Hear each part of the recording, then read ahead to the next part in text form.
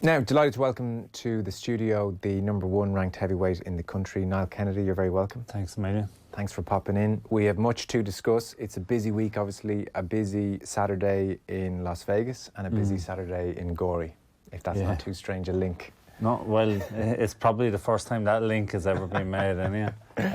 Yeah, Vegas is probably more exciting, but I believe Gorey is probably more important, to be honest with you, but that's my own humble opinion. Well, I'll agree with you for the time being then. Let's get into what's happening in Gorey first. I think everyone knows what's happening in Vegas.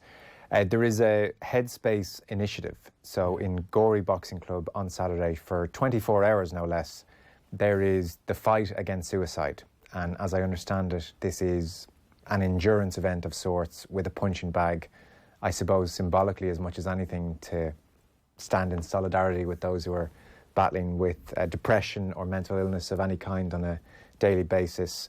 It's to raise money, it's to raise awareness. All the money will go to Talk to Tom's counselling services, and you're here to promote that and tell us a bit more about that. So that's what's going on in Gorey this Saturday. Yeah, it starts at 9 o'clock Saturday morning, and every hour we have a different workshop. So we're trying to...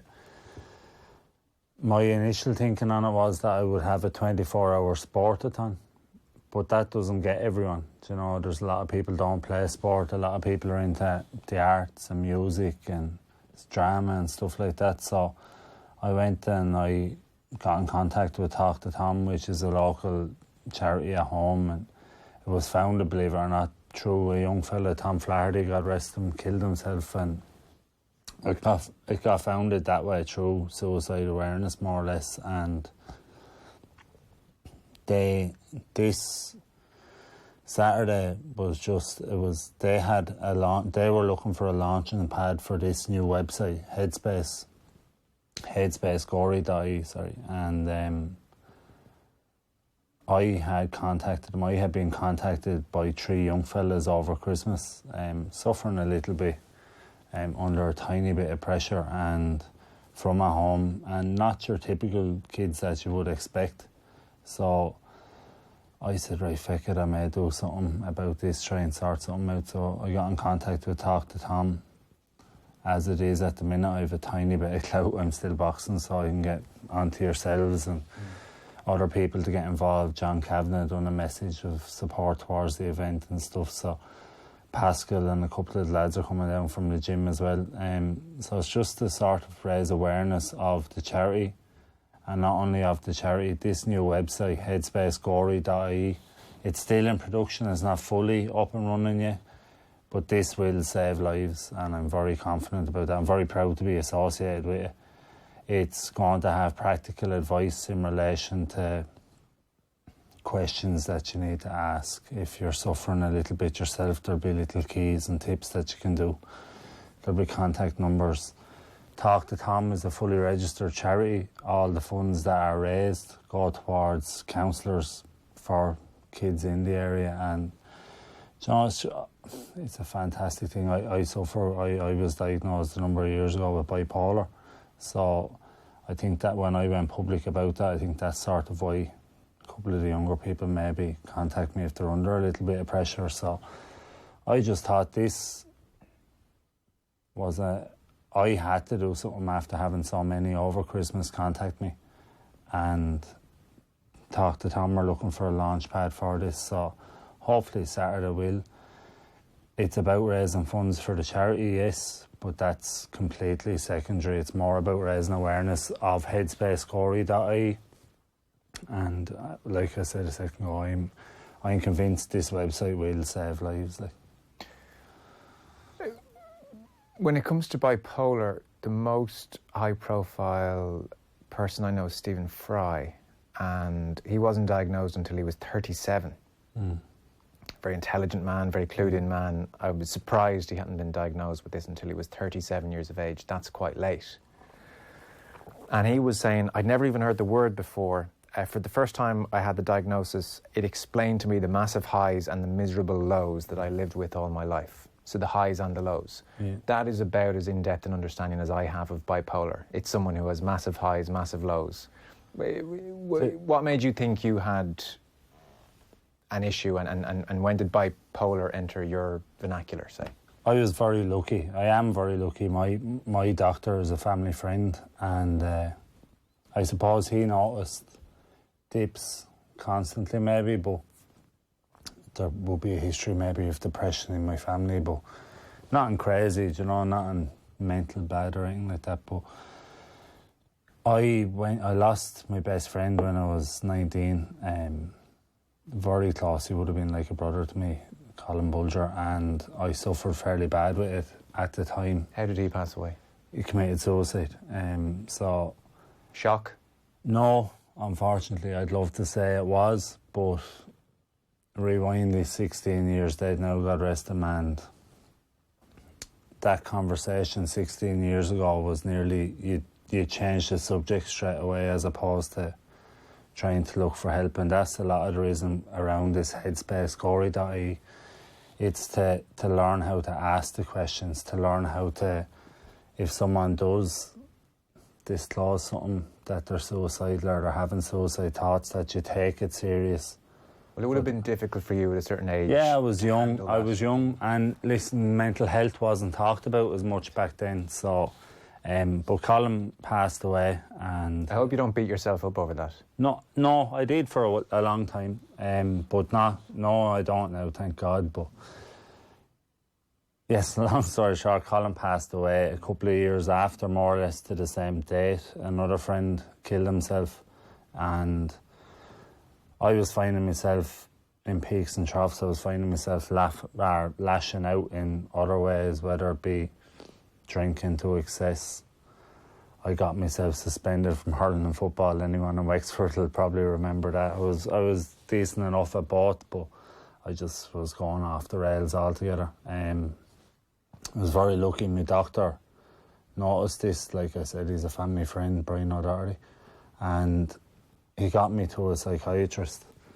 And it's the easiest explanation I've ever heard of bipolar, and I think it's sort of, it sums everything up for me in one. The doctor more or less said that bipolar, it's either black or it's white. And I saw things as either amazing or horrendous, like there was no filter. But he said in real life, there is no such thing as black and white. There's a million different shades of grey. And what the medication does for me and what maintaining it does, it makes sure that I can keep on that level keel, that I see the balance, you know. So I didn't see it. Things were either, if I won a match, I was over the moon. If I won a fight, it was the most amazing feeling of all time. But when I lost one, like it was like you were in the depths altogether, right, you know. So, and back then, naivety and not having my wife now, I'm very lucky to have my son, but I drank to excess, you know, to try and mask what was going on. And well, you're masking the pain. Yeah, well, and trying to get highs again and stuff like that. But as it was, I went out of control, had a lot of bad years, and I won't lie to you, and anyone that suffers with bipolar, and if they're listening, yeah, you still have them peaks and troughs, but you manage them, do you know what I mean? You still have days where everyone wakes up and have days that they're not feeling the best, or and is it that volatile, Niall, that it could be from one day to the next, or does it tend to be peaks for a week or a month and then lows for a week and a month, or can you be literally up and down across a day even? You can't believe. You have to maintain, like, if you're on medication, you have to, if it's a thing, I wouldn't notice it, but my wife would notice it if I wasn't taking my medication regularly. Like, and sometimes you wake up and you just forget to take it, like, you know, so it's not something I would be aware of, but I think the people that care about you would see it, like, you know, and they'd see probably a snappier complexion, maybe you'd be a little bit more hasty or drastic, I suppose is probably a better word, like, you know, things are up and down, like, so.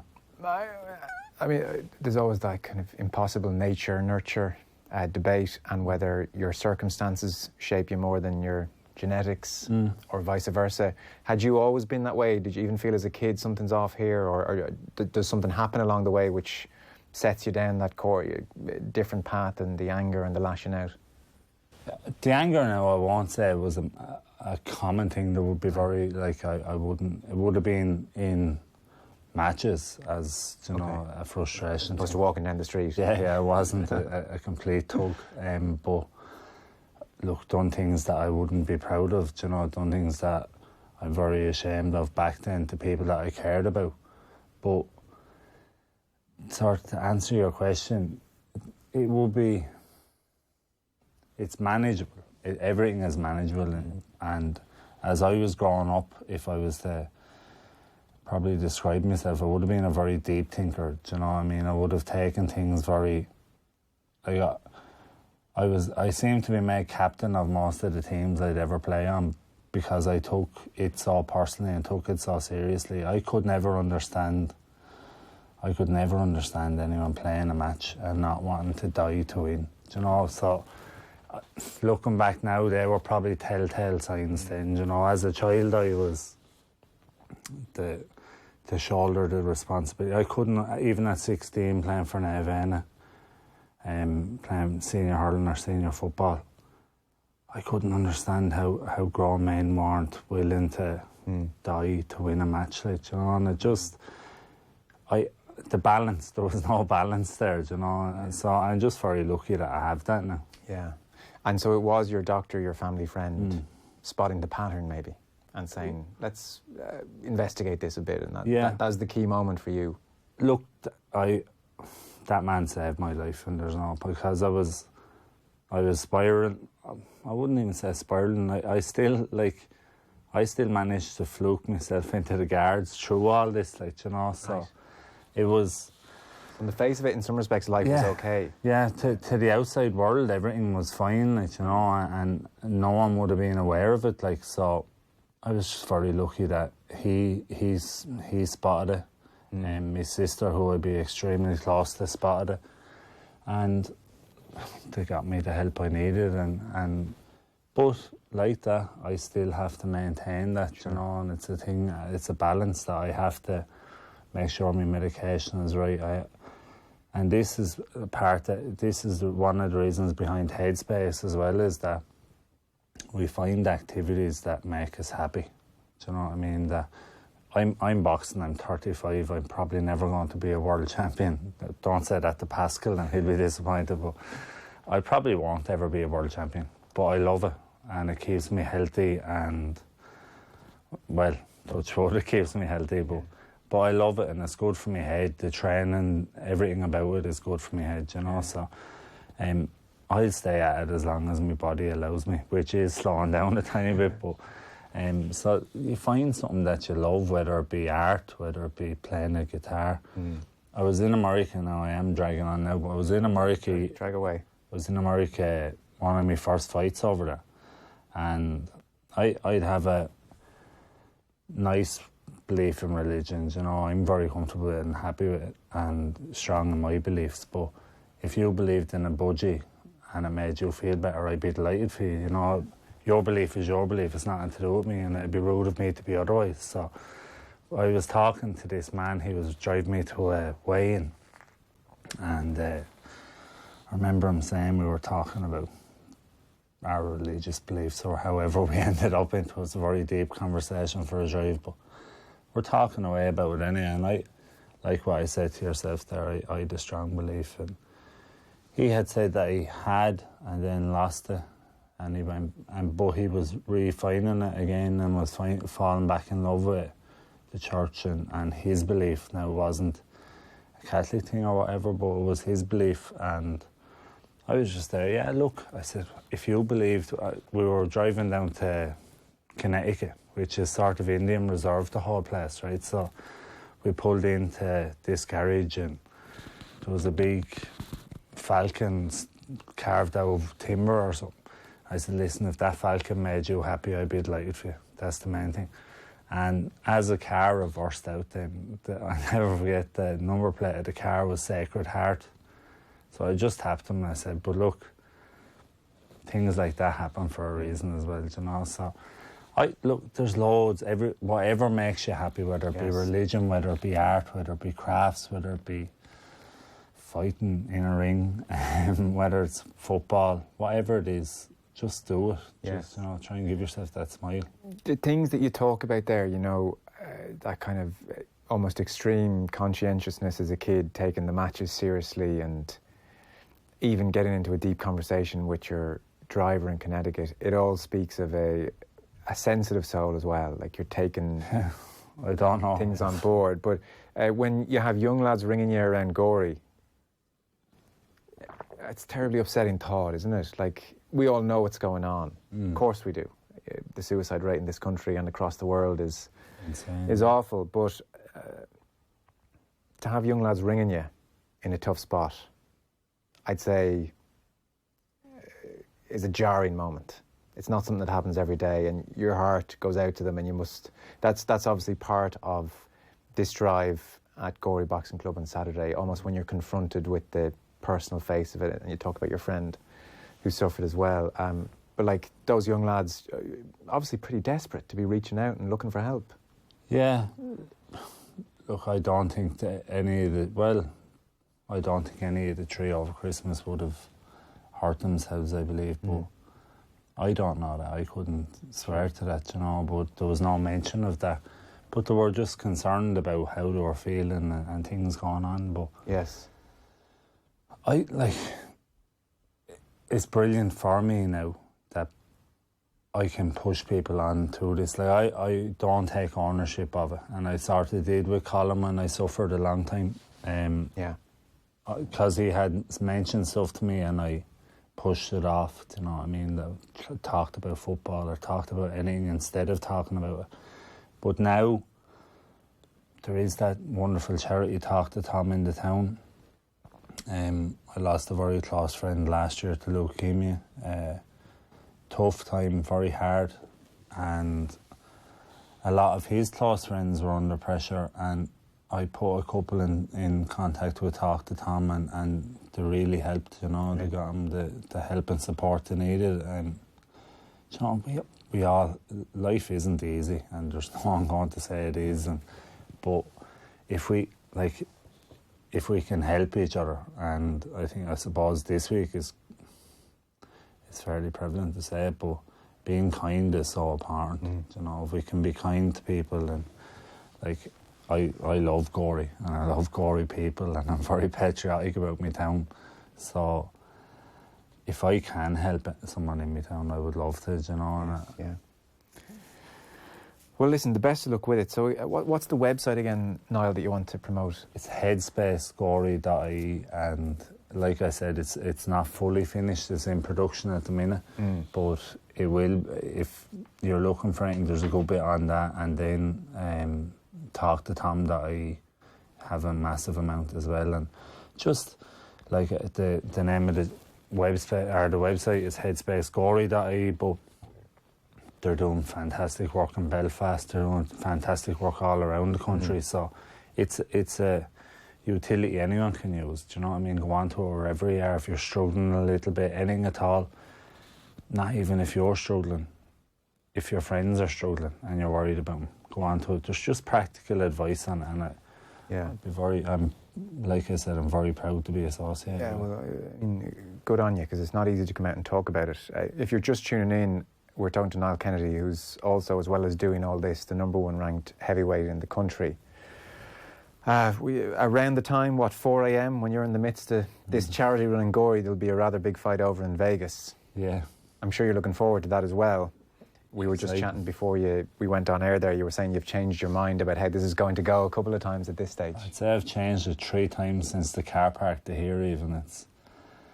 It's a massive fight. I think it's probably the biggest fight that you can make in heavyweight boxing after the first one especially. And Joshua has lost a tiny little bit of the allure after the Ruiz defeat. So you have these two phenomenal athletes. And I think if Tyson wins it and regains the ring belt, he's the only person since Muhammad Ali to have done it.